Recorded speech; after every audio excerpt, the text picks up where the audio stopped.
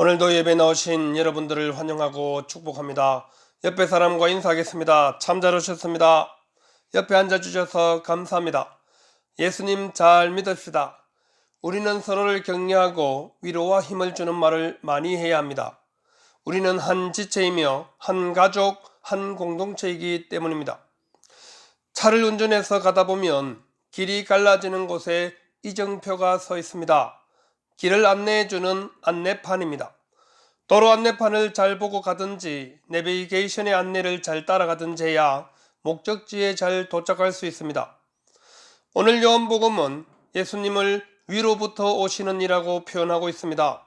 하늘로부터 오신 안내자입니다. 우리들 중에 하나님께 가본 사람이 아무도 없습니다. 하지만 예수님은 하나님께로부터 오셔서 우리를 하나님께로 안내할 수 있는 확실한 안내자입니다.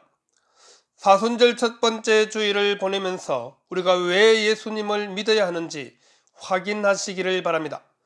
길을 찾아갈 때 안내자가 중요하듯이 신앙생활에도 안내자가 필요합니다. 예수님은 우리를 하나님께로 인도할 확실한 안내자입니다. 세례 요한은 예수님이 어떤 분인지 다시 제자에게 알려줍니다. 31절에 위로부터 오시는 이는 만물 위에 계시고 땅에서 난 이는 땅에 속하여 땅에 속한 것을 말하느니라. 하늘로부터 오시는 이는 만물 위에 계시나니 말씀하고 있습니다. 예수님은 위로부터 하늘로부터 오시는 이입니다. 또한 만물 위에 계신 분임을 말합니다. 자신은 땅에 속했고 예수님은 하늘에 속해 있다고 말하면서 자신과 예수님이 어떻게 다른지를 말해주고 있습니다. 그렇습니다.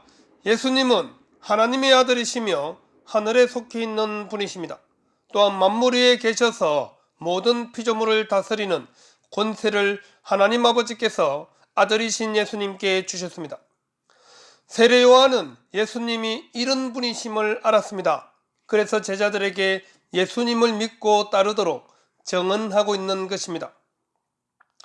우리가 바라는 곳, 우리가 가야 할 곳이 하나님이 계신 곳이기에 하나님께로부터 오신 이가 우리를 가장 확실하게 안내할 수 있습니다. 그래서 세례 요한은 제자들에게 예수님을 따르도록 권면하고 있습니다. 자신이 아니라 예수님을 믿고 따라야 함을 강력하게 자신의 제자들에게 말해주고 있습니다. 오늘 우리도 마찬가지입니다. 예수님만이 우리를 하나님께로 데려갈 수 있습니다. 요한복음 14장 3절에 가서 너희를 위하여 거처를 예비하면 내가 다시 와서 너희를 내게로 영접하여 나 있는 곳에 너희도 있게 하리라 말씀하고 있습니다. 예수님은 위로부터 오시는 이시기 때문에 우리가 어디로 가야 할지 알고 있고 또한 예수님을 믿는 모든 사람들을 위해서 거처를 예비하시는 분이십니다. 또한 예수님이 있는 곳에 우리도 있게 하기 위해서 이 땅에 안내자로 내려오셨습니다. 예수님은 인간으로 이 땅에 오셨지만 분명히 세례 요한과는 전혀 다른 지위에 있는 분임을 요한이 증명하고 있습니다.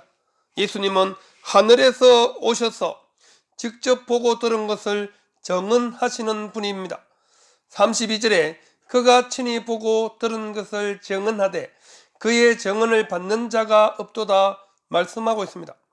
하늘에서부터 오셔서 친히 보고 들은 것을 증언하시는 분의 증언을 들어야 함에도 불구하고 땅에 사는 사람들은 예수님의 증언을 듣지 않는다고 말하고 있습니다.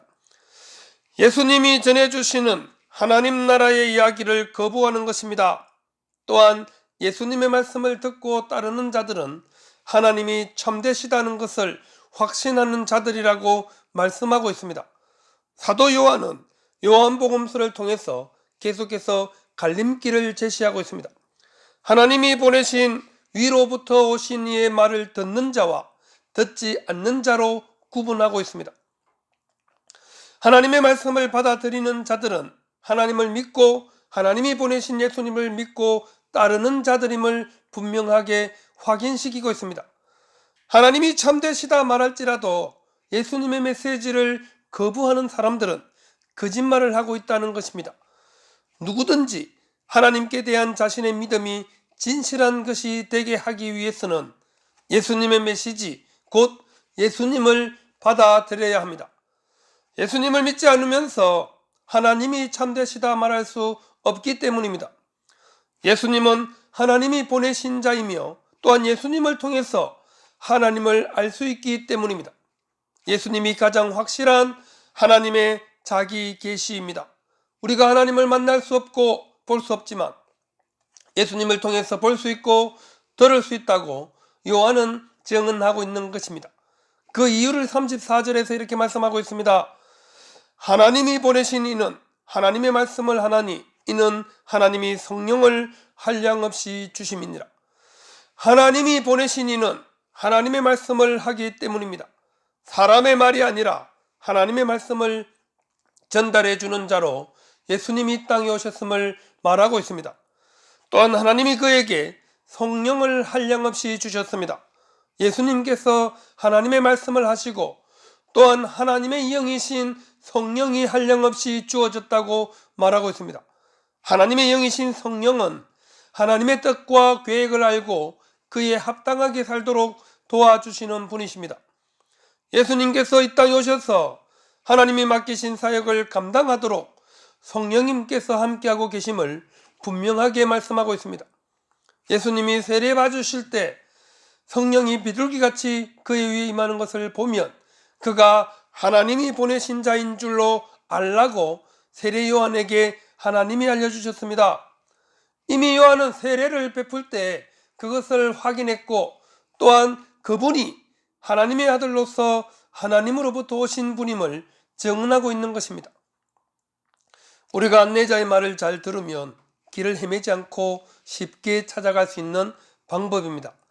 하나님께로부터 보냄을 받은 자 예수님을 믿고 예수님의 말씀대로 사는 것이 바로 하나님께로 가는 가장 빠르고 쉬운 방법임을 확신하시기를 바랍니다. 예수님이 유일한 길이라고 말하는 이유가 여기에 있습니다. 위로부터 오신 안내자 예수님을 잘 따라가는 저와 우리 모두가 되시기를 바랍니다. 성경에서 가장 어려운 부분이 삼위일체에 관한 부분입니다. 세 분이신데 한 분이라는 말이 우리의 머리로는 이해가 되지 않기 때문입니다. 그래서 많은 신학자들도 삼일체 교리를 가지고 신비라고 결론을 내리고 있습니다. 성부 하나님, 성자 예수님, 성령 하나님을 우리가 동일한 하나님으로 믿는 것입니다. 이 믿음이 정통 기독교에서 말하는 삼위일체론입니다. 같은 하나님이지만 세 분이 다른 위격을 가지고 있습니다. 성부 하나님은 아버지로서 아들을 이 땅에 보내시고 세상을 주관하시고 모든 것을 진두지휘하십니다.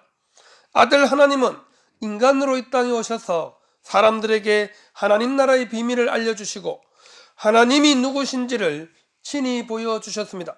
그래서 예수님이 모든 사람을 위해서 십자가에 죽으셨습니다.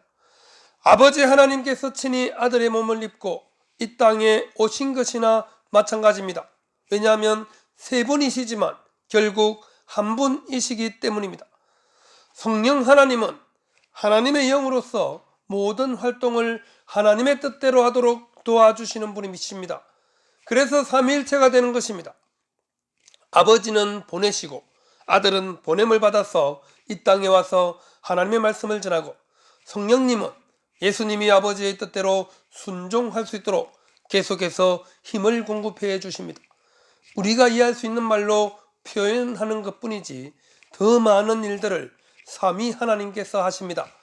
또한 하나님의 말씀을 전하는 예수님에게 성령이 한없이 주어졌다는 것은 예수님이 바로 성령 세례를 주시는 분임을 분명하게 말씀하고 있는 것입니다. 예수님을 통하지 않고는 어떤 사람도 성령의 충만함을 받을 수 없습니다. 예수님을 믿지 않는 사람에게는 성령의 충만함이 있을 수 없습니다. 하나님은 아들에게 모든 권한을 위임해 주셨습니다. 그래서 아들을 믿는 자가 구원을 얻고 영생을 누리도록 하신 것입니다. 우리는 삼일체 하나님의 사역으로 인해서 하나님의 말씀을 듣고 그 말씀을 붙잡고 믿음으로 살고 그 말씀으로 인해 구원받게 된 것입니다. 모두 삼일체 하나님의 사역 때문입니다. 우리의 구원을 위해 이 모든 구원의 은총을 베푸신 삼일째 하나님께 마땅히 우리는 찬양과 경배를 올려야 합니다. 인생의 갈림길에서 우리는 늘 선택해야 합니다. 신앙생활에도 갈림길이 있습니다. 영생과 진노의 갈림길입니다. 성경은 독생자 예수 그리스도를 믿음으로 구원을 얻을 수 있다고 분명하게 말씀하고 있습니다. 36절에 아들을 믿는 자에게는 영생이 있고 아들에게 순종하지 아니하는 자는 영생을 보지 못하고 도리어 하나님의 진노가 그 위에 머물러 있느니라 말씀하고 있습니다. 갈림길에서 잘 선택해야 합니다. 영생과 진노가 분명하게 갈려져 있습니다.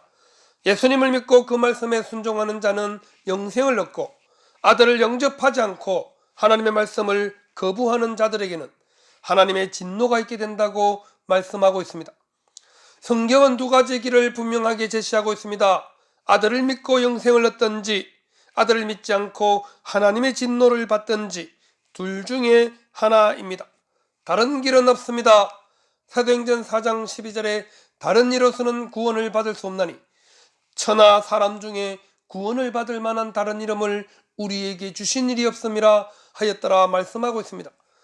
예수님을 믿든지 안 믿든지 둘 중에 하나입니다. 우리 기독교가 다른 종교보다 포용성이 없다고 말합니다. 충분히 이해가 갑니다. 왜냐하면 예수님만 믿어야 한다고 주장하기 때문입니다. 하나님의 말씀이 그렇게 말하고 있기 때문에 우리는 다른 주장을 할 수가 없는 것입니다. 영원하시고 변함이 없으신 하나님께서 예수님을 믿으면 영생이 있고 믿지 않으면 하나님의 진노가 있다고 말씀하고 있기 때문입니다. 세상이 아무리 다른 사상을 가지고 말하고 다른 길이 있다고 말해도 귀에 들어오지 않습니다. 종교다원주의자들은 어떤 길로 가든지 신께로 가면 된다고 말합니다. 그런 사상에 마음을 빼앗길 수 없습니다. 하나님의 말씀이 진림을 믿고 있다면 하나님 말씀 외에 다른 것으로 구원을 설명할 수 없기 때문입니다. 인간에게 영생을 주실 수 있는 분도 형벌을 내릴 수 있는 분도 하나님이시기 때문입니다. 모든 것을 창조하신 하나님께서 우리에게 예수님 외에 다른 길이 없다고 하는데 다른 방법이 있습니까? 절대자 되시는 하나님께서 예수님을 믿지 않으면 하나님의 진노를 피할 수 없다는데 피조물인 인간이 어떻게 하겠습니까? 갈림길에서 선택은 내가 하는 것입니다. 누가 대신해 줄 수도 없습니다. 하지만 우리는 선택에 도움을 줄 수는 있습니다. 그래서 예수님을 믿고 난 이후에 내가 어떻게 변화되었는지를 열심히 간증해야 합니다. 말씀을 통해서 어떤 은혜와 복이 나와 내 주위에 찾아왔는지를 사람들에게 전해주어야 합니다. 사람들은 지난 누군가의 말을 듣고 갈림길에서 고민하게 되어 있습니다. 당장에 듣지 않는다 하더라도 인생의 중요한 순간에 내 말이 생각나도록 하기 위해서는 우리는 하나님의 말씀을 전해야 합니다. 디모데후서 4장 2절에 너는 말씀을 전파하라. 때를 얻든지 못 얻든지 항상 힘쓰라. 범사의 오래 참음과 가르침으로 경책하며 경계하며 권하라고 말씀하고 있습니다. 우리 사랑하는 가족과 친구들과 이웃 사람들이 하나님의 진노를 선택하지 않도록 때를 얻든지 못 얻든지 항상 말씀을 전하는 일을 힘써야 합니다. 오래 참을 수 있어야 합니다. 인내를 가지고 믿지 않는 사람들에게 예수님을 영접하도록 도와주십시오. 갈림길에서 영생을 선택할 수 있는 유일한 길이 예수 그리스도이심을 정언하며 살아가는 저와 우리 모든 성도들이 다 되시기를 바랍니다. 기도하겠습니다.